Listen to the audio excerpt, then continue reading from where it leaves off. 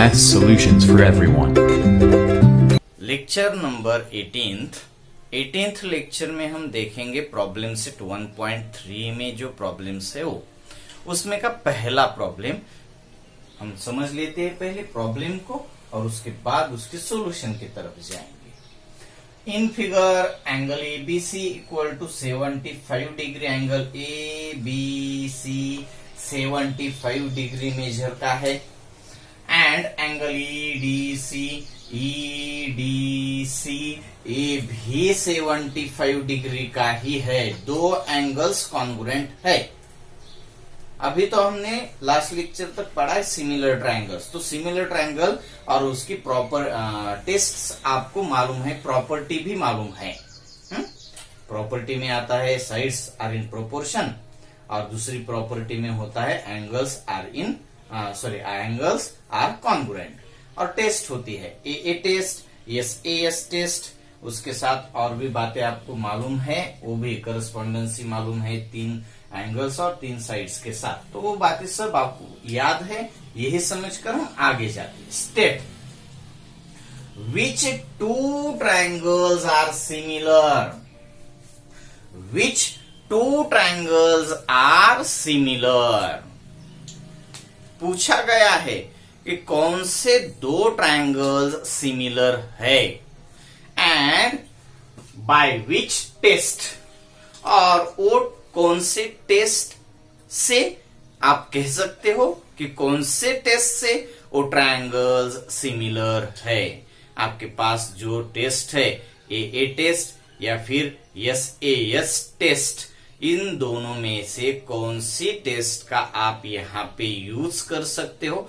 तो अब 2 प्रॉब्लम और उसके आगे भी कुछ पूछा है तो वो भी हम देख लेंगे, मगर पहले 2 प्रॉब्लम मेजर पार्ट में आते हैं।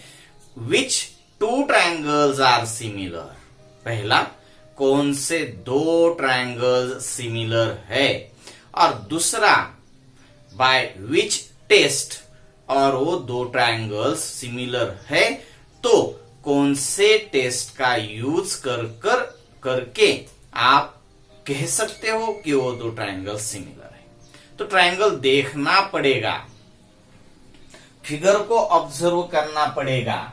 पहले तो ट्रायंगल हम कौन सा भी ले लेते हैं, पहला ट्रायंगल ए बी सी, ठीक है।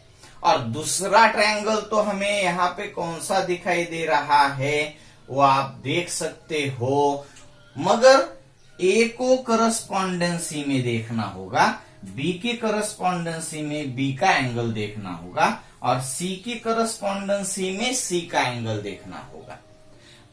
पहला ट्रायंगल तो आप कौन सा भी ले ले, इसमें कुछ दिक्कत नहीं आती, मगर दूसरा जो ट्रायंगल आप देखेंगे वो करस्पॉन्डेंसी के साथ ही देखना है।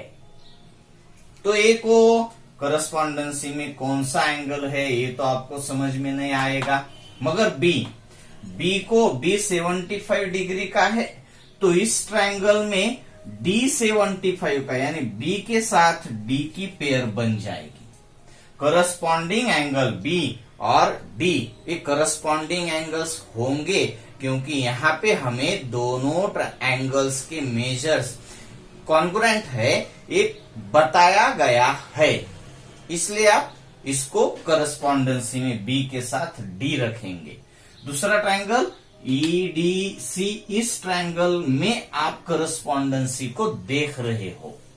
ए के साथ तो करस्पॉन्डेंसी नहीं आती, बी के साथ डी है और सी के साथ कौन है, सी के साथ करस्पॉन्डेंसी में सी ही है। सेम एंगल, कॉमन एंगल आप कह सकते हो यहाँ पे। अब एक कॉमन एंगल या फिर अपोजिट एंगल्स या फिर कॉमन साइड, ये आपको फिगर में देखकर ही, ऑब्जर्व करके ही देखना पड़ता है, ऐसे तो आपको मालूम नहीं पड़ेगा। ऑब्जर्व करते रहिए।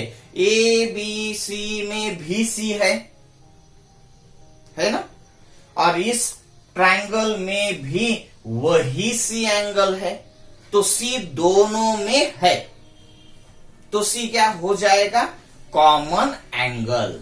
पूरा के पूरा है। ए सी आप देख सकते हो, ए बी सी में सी एंगल है और वही सी एंगल ई डी सी में भी है।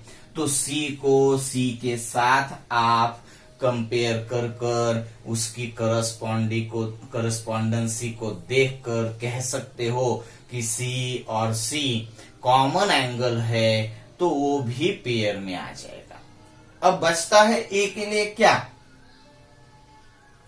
बी के लिए तो डी, सी के लिए सी, बी के लिए डी, सी के लिए सी, और अब ए के लिए ई ही बच गया, ए के लिए ई। यानी और ये बात जो मैं आपको करस्पॉन्डेंसी बता रहा हूं वो सबसे पहले आपको देखनी पड़ती है।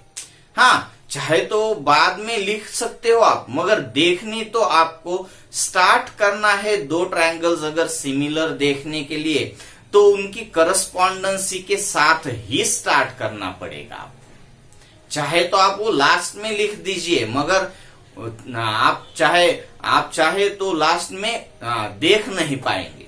स्टार्ट तो आपको यही से करना पड़ेगा। एक ही करस्पॉन्डेंसी मालूम नहीं तो आप पहले स्टार्ट में बाजू में रख दीजिए, जो जो मालूम है वो आप करस्पॉन्डेंसी में लेते रहिए। और ये ओरली करना है, यहाँ पे तो मैंने आपको लिख कर दिखा दिया है, मगर बी को डी है, ए बी सी में अब इस ट्रायंगल को देखना है तो बी को डी का कंपेयर करना पड़ेगा करस्पॉन्डेंसी। सी के साथ सी ही है, ये भी आपको मालूम हो गया, तो मालूम हो जाएगा कि ए के साथ कौन है, ई है, क्योंकि वही बचता है। तो triangle ABC corresponding with triangle EDC ही हो जाएगा। और अब आपको इस ट्रायंगल्स को सिमिलर कौन से टेस्ट से सिमिलर है ये देखना होगा। तो आपको मालूम ही हो गया, बी को डी यानी एंगल है, सी को सी यानी एंगल है, यानी ये दो ट्रायंगल्स ए टेस्ट से सिमिलर दिखाए जा सकते हैं। ओके, तो हम सीधा अब उस सॉल्यूशन की तरफ जाएंगे, मगर हमने अभी तक पूरा प्रॉब्लम पढ़ा नहीं है, तो पूरा पढ़ लेते हैं और उसके बाद सॉल्यूशन की तरफ जाते। Also write the similar of this two triangles by a proper 1-to-1 correspondence. Problem में लास्ट में पूछा गया है, मगर 1-to-1 करस्पॉन्डेंसी पहले ही देख ली है हमने। ए को मालूम नहीं थी, बी को डी, सी को सी, इसलिए ए को ई, यानी triangle A B C corresponding to triangle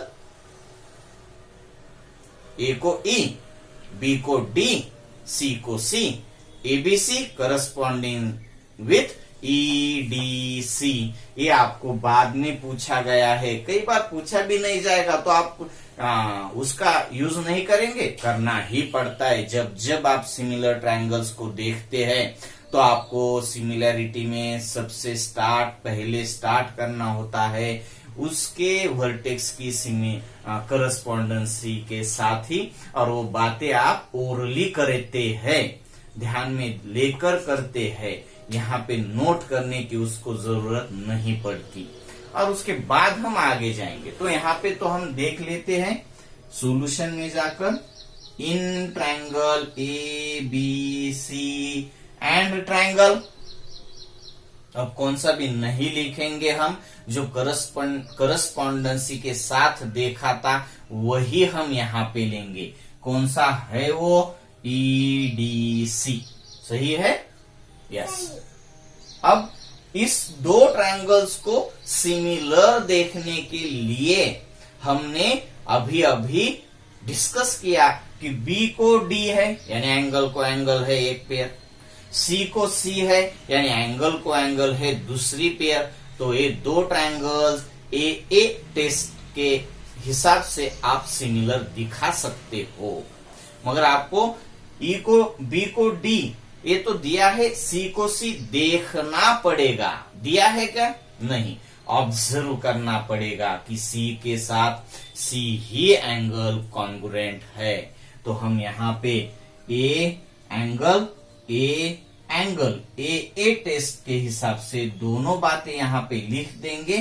पहला angle A B C congruent with angle E D C, reason given, दिया गया है आपको ये बात।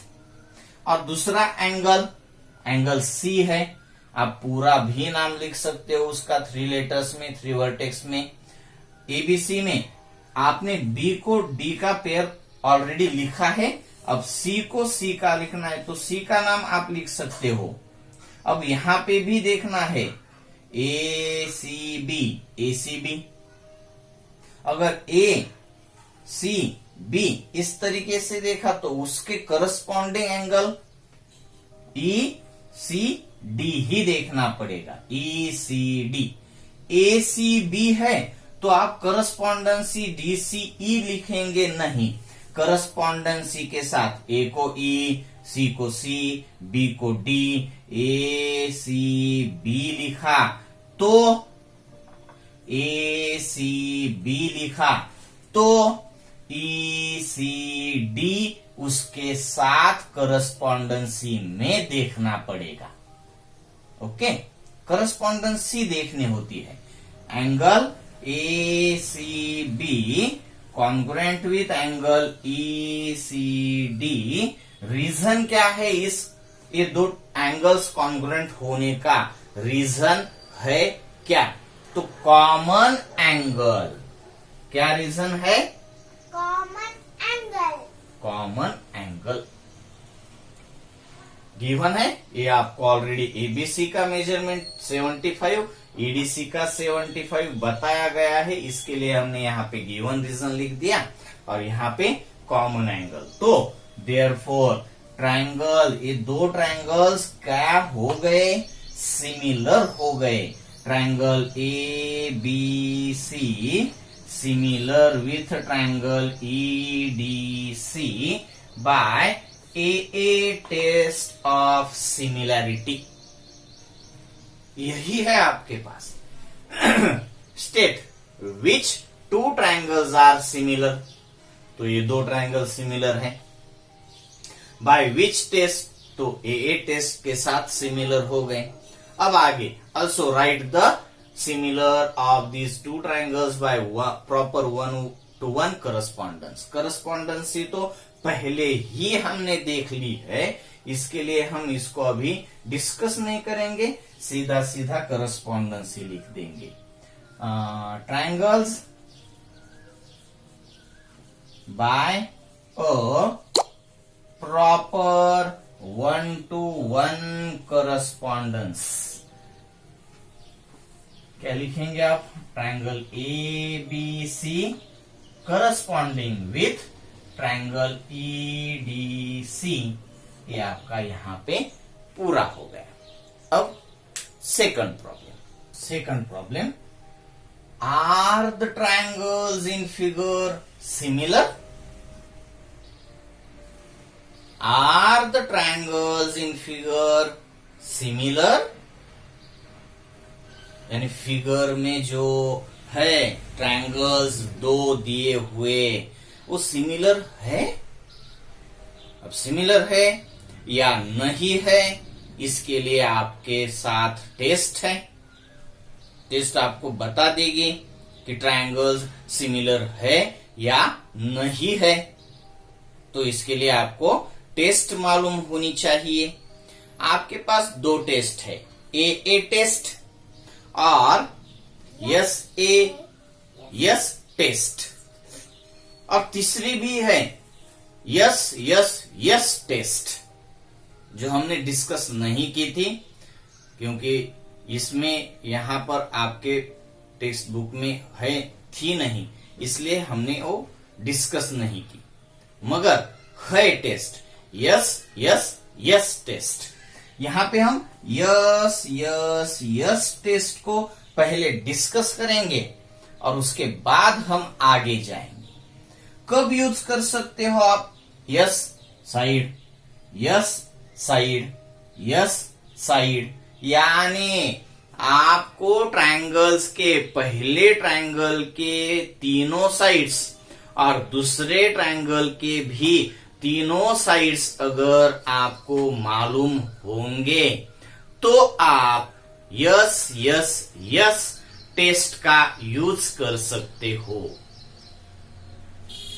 ओके, तो पहले साइड प्रोपोर्शन में होनी चाहिए P Q by L M, इसका रेशो, पहली साइड का रेशो देखना। दूसरी साइड का रेशो आप देख लीजिए कौन सा होगा, Q R by M N. और अब आपको तीसरी साइड का भी रेशो देखना है, क्या है, P R by L N. अगर पहला रेशो, दूसरा रेशो और तीसरा रेशो अगर इक्वल होंगे तो आप कहेंगे साइड्स प्रोपोर्शन में है। और आपको मालूम है सिमिलर ट्रायंगल्स के साइड्स प्रोपोर्शन में होती है। तो ये प्रोपोर्शन यही है, पहले साइड का रेशो इक्वल टू दूसरे साइड का रेशो, करस्पॉन्डिंग साइड्स का रेशो, और इक्वल टू तीसरे करस्पॉन्डिंग साइड्स का रेशो अगर इक्वल है तो आप कहेंगे साइड्स आर इन प्रोपोर्शन। तो आपको पता चलेगा कि ये तो सिमिलर ट्रायंगल की प्रॉपर्टी है। और अब सिमिलर ट्रायंगल की प्रॉपर्टी अगर यहाँ पे अप्लाई होती है तो वो ट्रायंगल्स सिमिलर ट्रायंगल्स ही होने चाहिए। तो ये यस यस यस टेस्ट हम यहां पे यूज करेंगे। तो पहला ट्रायंगल, सॉल्यूशन में जाकर in triangle P Q R and triangle L M N, here पहला रेशो हम देख लेते हैं, P Q by L M equal to 6/3 यानी 2, इक्वेशन नंबर फर्स्ट। पहले हमने तो साइड ले ली, दूसरी भी हम साइड ही लेंगे, Q R divided by M N equal to 8/4 यानी 2/1 यानी 2 ही। और तीसरी भी हम साइड ही लेंगे। एंगल क्यों नहीं लेंगे हम? क्योंकि हमें इस फिगर्स में एंगल की कुछ भी इंफॉर्मेशन दी नहीं गई है। पिछले फिगर में थी, बी को कॉन्ग्रुएंट था डी, बी और डी, सी को सी कॉमन था, सी को सी कॉमन था, ये आपने देख के पहचान लिया था, देखा था। मगर यहाँ पे तो ये पी एल कुछ भी आपको मालूम नहीं, क्यू एम इसमें भी आपको कुछ मालूम नहीं, आर एन इसमें भी आपको कुछ मालूम नहीं, इसलिए हम यहाँ पे एंगल्स का यूज नहीं कर पाएंगे। अब हमें यहाँ पे पूरे साइड्स की इंफॉर्मेशन है। तो पहली साइड का रेशियो आपने देख लिया, दूसरे का देख लिया हमने, अब हम तीसरा देखेंगे, P R divided by L N equal to 10/5 यानी इसका भी आंसर यानी ये रेशियो भी 2/1 ही है। तो आपको पता चल जाएगा पहला रेशियो, दूसरा रेशियो और तीसरा रेशियो, तीनों रेशियो इक्वल है। इक्वल है, यहां पे लिख देता हूं मैं, from first, second and third P Q by L M equal to Q R by M N equal to P R by L N. Therefore अब साइड्स अगर प्रोपोर्शन में है तो ये दोनों ट्रायंगल्स सिमिलर ही होने चाहिए। और कौन से टेस्ट से? यस यस यस टेस्ट के हिसाब से। Triangle P Q R is similar with triangle LMN reason, yes yes yes, test of similarity. अब नेक्स्ट लेक्चर की तरफ हम जाएंगे, 19th लेक्चर। 18th हो गया अपना, 19th में हम नेक्स्ट कुछ प्रॉब्लम्स देख लेंगे। Okay, bye.